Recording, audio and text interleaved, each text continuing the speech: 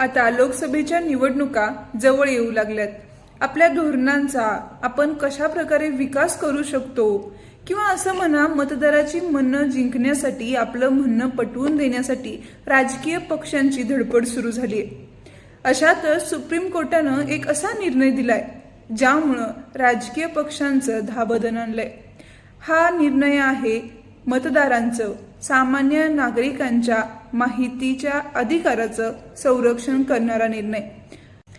15 February 2024 ला supreme कोर्टानं erectile bond म्हणजेच निवडणूक रोखे हे असंविधानिक आहेत, त्यामुळं यावर बंदी घाला किंवा याचा यापुढे वापर करू नका अशा प्रकारचा निर्णय दिलाय। आता जाणून घेऊयात इलेक्ट्रल बॉन्ड म्हणजे नक्की काय, ही स्कीम कधी आली आणि कशासाठी आली, आणि आता सुप्रीम कोर्टानं असा निर्णय का दिलाय। समजा तुम्हाला तुमच्या आवडीच्या एका राजकीय पक्षाला देणगी द्यायची आहे, मात्र एका पक्षाला देणगी दिल्यावर दुसरा पक्ष नाराज होणार नाही, हे कशावरून? म्हणून तुम्ही देणगी दिली हे न कळण्यासाठी एक सोय केली होती, त्याचं नाव इलेक्ट्रल बॉन्ड स्कीम। ही स्कीम 2017 साली फायनान्स बिलद्वारे प्रत्यक्षात आणली होती। 2018 पासून ही स्कीम लागू झाली। स्वायत्त संस्था किंवा एखादी व्यक्ती किंवा एकापेक्षा जास्त व्यक्ती मिळून 1951च्या रिप्रेझेंटेटिव्ह ऑफ पीपल ऍक्ट यामध्ये रजिस्टर असलेल्या आणि विधानसभेत एकपेक्षा जास्त वोट शेअर असलेल्या राजकीय पक्षांना या इलेक्ट्रल बॉन्ड मार्फत पैसे दिले जात होते। इलेक्ट्रल बॉन्ड इश्यू करण्याची ऑथॉरिटी SBI म्हणजे स्टेट बँक ऑफ इंडियाकडे होती आणि हे बॉन्ड 1000 पासून 1 कोटी पर्यंतचे असू शकत होते। भारतीय नागरिक, भारतात स्थापन असलेल्या किंवा भारतीय संस्था हे बॉन्ड खरेदी करू शकत होते। इश्यू केल्यापासून 15 दिवसापर्यंत याची व्हॅलिडिटी असू शकत होती। यामध्ये महत्वाचं काय आहे माहितीये की यावर व्याजदर आकारला जात नव्हता। आता प्रश्न असा निर्माण होतो की या इलेक्ट्रल बॉन्ड स्कीम विरुद्ध पिटिशन का दाखल करण्यात आली, तर हे पैसे कोणी दिलेत, का दिलेत याची माहिती RTI मार्फत सामान्य नागरिकांना दिली जात नव्हती। म्हणजेच जे पैसे देत आहेत किंवा जे डोनर असणार आहेत त्यांची माहिती लपवून ठेवली जात होती किंवा उघड केली जात नव्हती।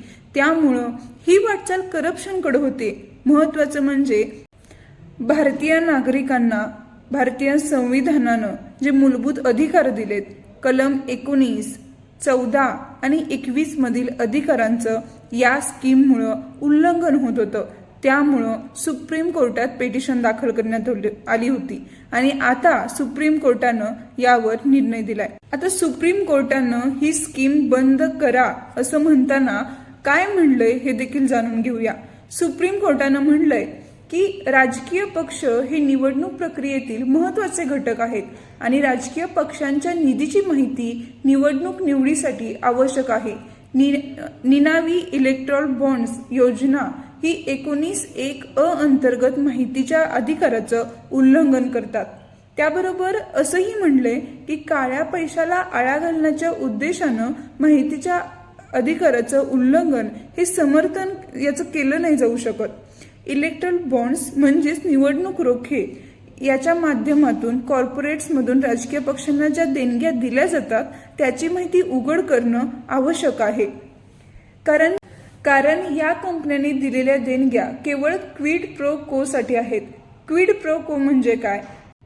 आता क्विड प्रो को म्हणजे काय, तर राजकीय पक्षांना जी देणगी दिली जात होती त्या देणगीच्या बदल्यात तेवढाच लाभ त्या देणगीदारास पण झाला पाहिजे अशी ती टर्म आहे आणि इलेक्ट्रल बॉन्डच्या मार्फत हे अशा प्रकारची कामं होत असणार असं सुप्रीम कोर्टानं म्हटलंय।